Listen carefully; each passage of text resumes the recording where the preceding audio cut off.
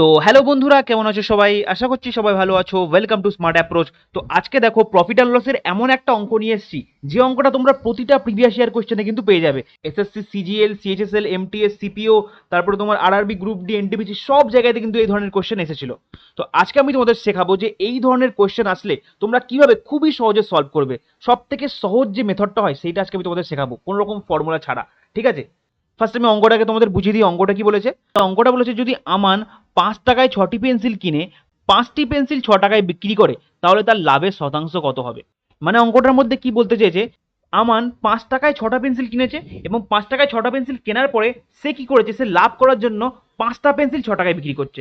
দেখো 5টি পেন্সিল 6 টাকায় বিক্রি করছে, তাহলে তার লাভ কত পার্সেন্ট হচ্ছে, কত শতাংশ তার লাভ হচ্ছে, ওটাই আমার চেয়েছে। তো দেখো এই ধরনের অঙ্কগুলো করার ক্ষেত্রে তোমরা সবার পাশে যেটা করবে সেটা হলো যে এখানে লিখবে প্রাইস আর এখানে লিখবে কোয়ান্টিটি। ঠিক আছে, সবসময় ফার্স্টে কিন্তু প্রাইসটা লিখবে, তারপর লিখবে কোয়ান্টিটি পি কিউ। ওকে, আর এখানে লিখবে সিপি আর এখানে লিখবে এসপি। জাস্ট এই স্ট্রাকচারটাকে তোমরা রেডি করে নেবে।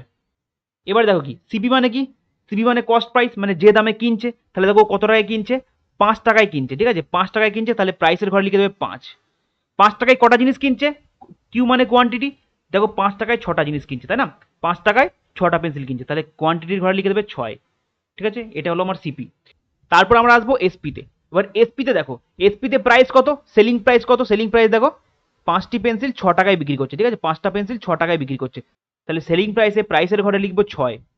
ঠিক আছে, এবং সেলিং প্রাইসে কোয়ান্টিটির ঘরে কত লিখবো, 6 টাকায় কটা পেন্সিল বিক্রি করছে, দেখো 6 টাকায় 5টি পেন্সিল বিক্রি করছে, তাহলে লিখে দেবো 5। তো আশা করছি এই পর্যন্ত বুঝতে পেরেছো। এখনো পর্যন্ত আমি কিছুই করিনি, জাস্ট অঙ্কটা দেখে দেখে এই ভ্যালুগুলো বসালাম, প্রাইস আর কোয়ান্টিটিটা। ঠিক আছে, এবার তোমরা কি করবে, এবার তোমরা করবে ক্রস মাল্টিপ্লিকেশন। ঠিক আছে, মানে যেটাকে বাংলায় বলে কোনাকুনি গুণ। তাহলে কোনাকুনি যদি গুণ করি আমি, 5 5 কত হয়, সিপির ঘরে লিখবে 25। ঠিক আছে, এটার সঙ্গে এটা গুণ করলাম, তারপরে এটার সঙ্গে এটা গুণ করবো, 6 6 কোনাকুনি গুণ করবো, তাহলে 6 6 কত হয়, 36।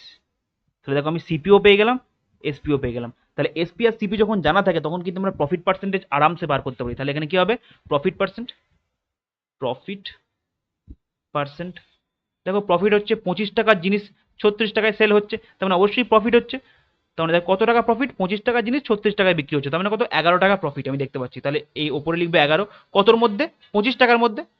কস্ট প্রাইস তো 25, 25 টাকার মধ্যে তো 11 টাকা লাভ করছে, তাহলে কত, 11/25 ইন্টু 100। আশা করছি এই স্টেপটা তোমরা সকলে জানো। তো এবার জাস্ট কাটাকুটি করলে কত হবে, 25 4 100, 11 4 44% গেন, 44% গেন। তার মানে কত, অপশন বি হচ্ছে আমার সঠিক উত্তর। কিচ্ছু ভাবতে হবে না, শুধু এইটুকু প্রসেস করলেই তোমার অ্যান্সার কিন্তু চলে আসবে। এবার নেক্সট এক্সাম্পলে আসো। আচ্ছা, এবার এক্সাম্পল 2টা দেখো, এটাও সেম অঙ্ক। তাহলে আমি কি করবো, আগে স্ট্রাকচারটা রেডি করে নেবো। তাহলে ফার্স্টে কি লিখবো, পি, তারপর লিখবো কিউ। পি মানে প্রাইস, কিউ মানে কোয়ান্টিটি, তারপরে কি লিখবো, এখানে লিখবো সিপি, এখানে লিখবো এসপি। এই স্ট্রাকচারটা তোমরা সবার ফার্স্ট আগে রেডি করে নেবে। ঠিক আছে, রেডি করে নিলে এবার তোমরা জাস্ট কোয়েশ্চেন দেখে দেখে এখানে ভ্যালুগুলো বসাবে। আচ্ছা সিপি, সিপি মানে কি, কস্ট প্রাইস। তাহলে কত টাকায় কিনেছে দেখি, দেখো 11টা 10 টাকায় কিনেছে। ঠিক আছে, কমলা লেবু 11টা 10 টাকায় কিনেছে, তাহলে কি সিপির ঘরে লিখবো 10। 10 টাকায় কটা কমলা লেবু কিনেছে, 11টা, তাহলে কোয়ান্টিটির ঘরে লিখবো 11। ঠিক আছে, এখানে ইংলিশটাও দেখতে পারো, দেখো 10 টাকায় ফার্স্টে কিনেছে কত, 10 টাকায় 11টা কমলা লেবু কিনেছে, তাহলে প্রাইসের ঘরে লিখে দেবো 10, কোয়ান্টিটির ঘরে লিখবো 11। তারপরে সেলিং প্রাইস দেখবো কত টাকায় সেল করেছে, দেখো 11 টাকায় সেল করেছে, তাহলে এখানে লিখবো 11। 11 টাকায় কটা সেল করেছে, 10টা সেল করেছে, তাহলে এখানে লিখবো 10। বুঝতে পারলে, জাস্ট দেখে দেখে বসানো, আর কিচ্ছু নেই। এবার কি ক্রস মাল্টিপ্লিকেশন, তাহলে কি কোনাকুনি গুণ, তো করে দেবো 10 10 কত হয়, 100, সিপির ঘরে লিখবো 100, আর 11 কত হয়, 121। ব্যাস হয়ে গেল।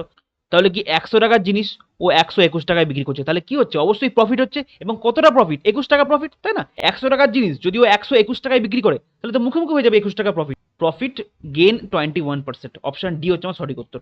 কতটা সহজ বলো অঙ্কগুলো, কিছু করতে হচ্ছে। এরপরে নেক্সট 3 নম্বর এক্সাম্পলটা দেখো।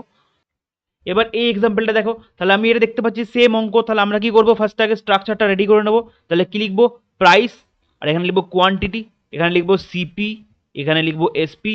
ওকে, হলো আমার স্ট্রাকচার রেডি হয়ে গেল। তারপর কি দেখো, এবার ফার্স্টে সিপির ভ্যালুগুলো বসাবো। তাহলে সিপি মানে কি, ক্রয় মূল্য। তাহলে কত টাকায় ক্রয় করেছে, দেখো 1200 টাকায় ক্রয় করেছে, তাই না? এ ভেন্ডর 20 ডজন ব্যানানাস ফর 1200, মানে 1200 টাকায় কিনেছে কটা, 20 ডজন কলা। তাহলে কস্ট প্রাইসের ঘরে, প্রাইসের ঘরে লিখবো 1200, কারণ 1200 টাকায় কিনছে।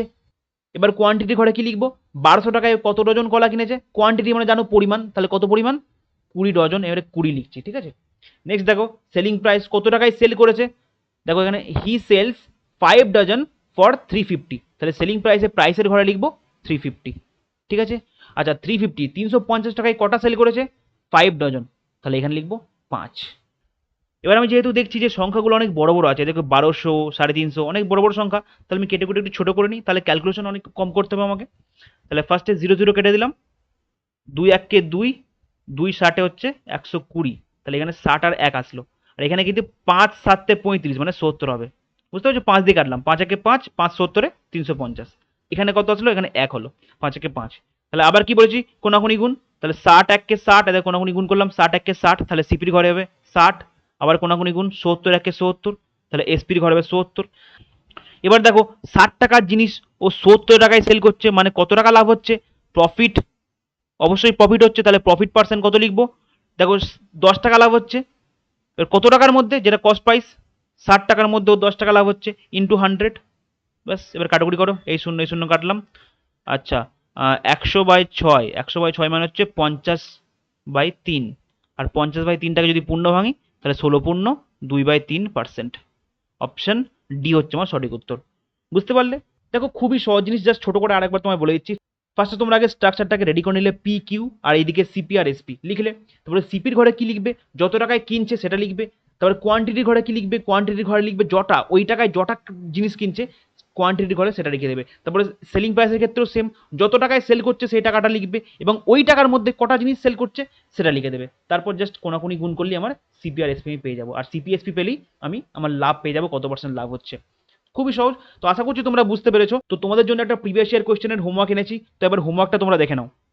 তো এইটা হলো তোমাদের হোমওয়ার্ক, এবং তোমরা দেখতে পাচ্ছ যে এই অঙ্কটা কিন্তু এসএসসি সিপিও 2024 একদম রিসেন্ট অঙ্ক। তো এই অঙ্কটা তোমরা সেম মেথডে করবে, আশা করছি তোমরা করতে পারবে, এবং এর যে অ্যান্সারটা আসবে অবশ্যই আমাকে কমেন্ট করে জানাবে।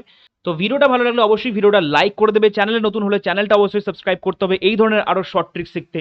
তো দেখা হচ্ছে আরও একটা নতুন অঙ্কের সাথে, ততক্ষণ তোমরা ভালো থেকো, সুস্থ থেকো, বাই বাই, টেক কেয়ার।